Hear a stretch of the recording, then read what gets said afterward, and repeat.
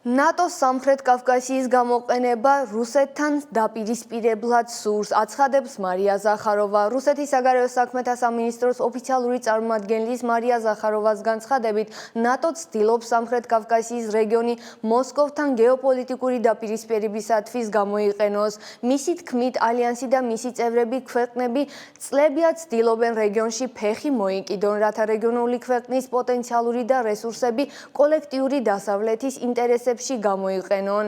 ზახაროვამ ასევე აღნიშნა, რომ დასავლეთს პოსტსაბჭოთა სივრცეში თანაბარ უფლებიანი ურთიერთობები არ სურს და ის კოლონიზატორების, დამყარებლისთვის და იმპერიალისტების მსგავსად მოქმედებს.